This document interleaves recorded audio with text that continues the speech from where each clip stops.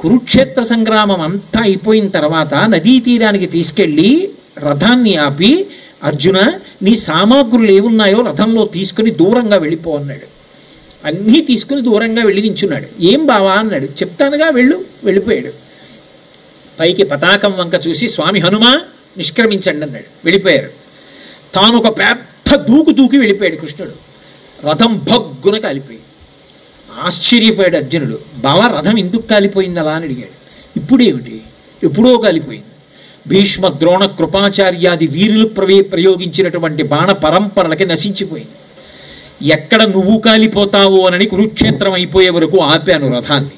ఇప్పుడు అయిపోయింది కాబట్టి కాలిపోవడానికి అనుమతించాను. ఇప్పుడు నాకు చెప్పండి, పాండవుల విజయం ఎక్కడుంది? కృష్ణానుగ్రహంలో ఉంది. కృష్ణానుగ్రహం ఎందువల్ల వచ్చింది? ధర్మము వల్ల వచ్చింది.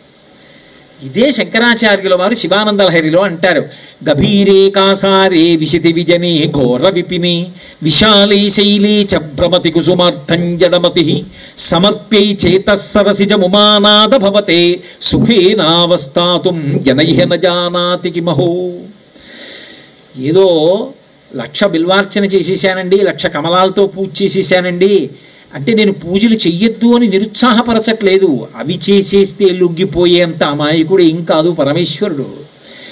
ధర్మాన్ని చూసి అనుగ్రహిస్తాడు. అసలు ఆయన వృషభవాహనారూఢుడు. ఆ వృషభం ధర్మం. అందుకే మీరు ఏ పురాణంలో చదవండి, ధర్మదేవత వృషభ రూపంలో వస్తుంది, భూదేవత గోరూపంలో వస్తుంది. ఆయన ధర్మాన్ని అధిరోహించి తిరుగుతుంటాడు. పరమశివుడికి పరమ ప్రీతి పాత్రులు ఎవరు అంటే ధర్మాత్మలు. ఎవడు ధర్మాన్ని పట్టుకున్నాడో వాడంటే శివుడికి అంత ప్రాణం. ఎవడు ధర్మాన్ని పట్టుకున్నాడో వాడంటే రాముడికి అంత ప్రాణం.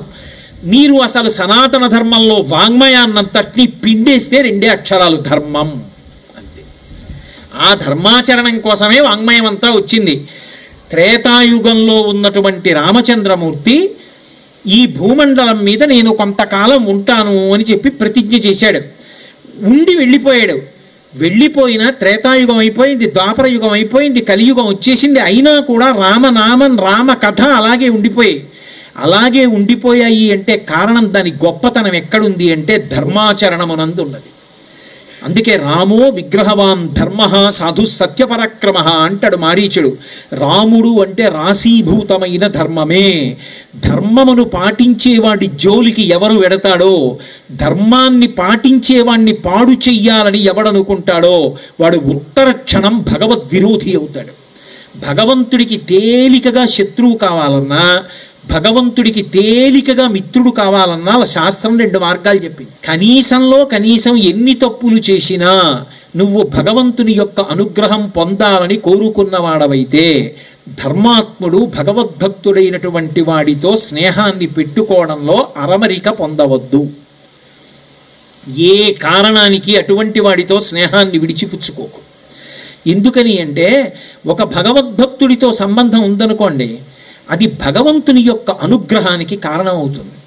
మీరు మహాభారతం చదివితే పెనువేప విక్తి ఎవరంటే ధృతరాష్ట్రుడు.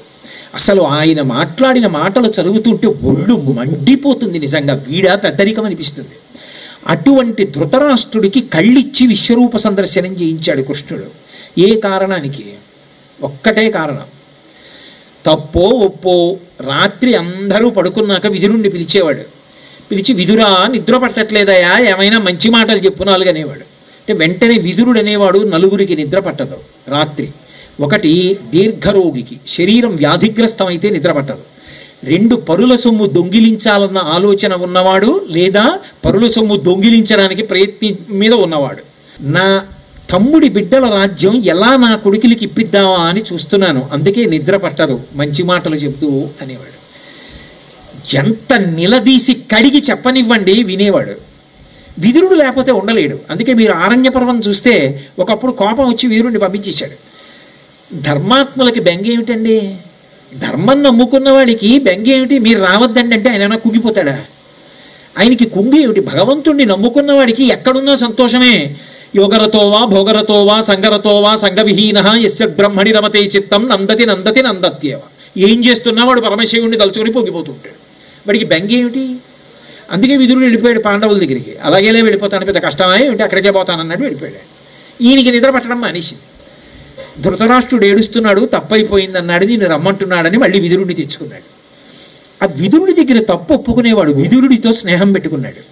ఇది పెట్టుకున్నందుకు సత్సంగం ఉంది కాబట్టి నా విశ్వరూప దర్శనం చెయ్యడానికి అనుగ్రహం ఇస్తున్నానని కళ్ళిచ్చి దర్శనం